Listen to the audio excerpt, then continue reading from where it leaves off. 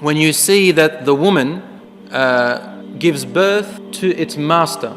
There are several meanings to this. One is that when you see mothers giving birth to their children, and their children, especially the girls, will grow up to boss their mothers around. Mothers are mentioned here because she's a weaker partner in the family, so she begins to boss her and they take advantage of her. It also means the children in general. It also means that the women who used to be slaves in history earlier, they will give birth to children who later on in history, later on in the future, these women will become high in society, very high, and have power and authority in society. Both meanings are correct, but most scholars say that it means mostly that children will become defiant and, if you like, overpowering against their parents.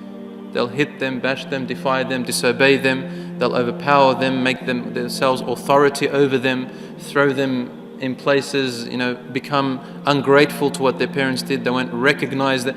And there is a hadith of Prophet ﷺ which backs this up a little bit, where he says the last hour will come when people will start cursing their own dads. This is a Sahih hadith. People will curse their own dads. And the companion said, Ya Rasulullah, how can a person curse his own father? He said, well, they will curse, a person will curse another person's father, and so the other person will curse that person's father in return. Now that didn't usually used to happen in those days. Today you hear about it, even men curse themselves and their own dads all the time. Especially where my parents come from in Lebanon. They always say, Il'an abuk, may your dad be cursed. This is a common saying. The mother says it to us every time she gets upset with him, Il'an abuk, curse your dad.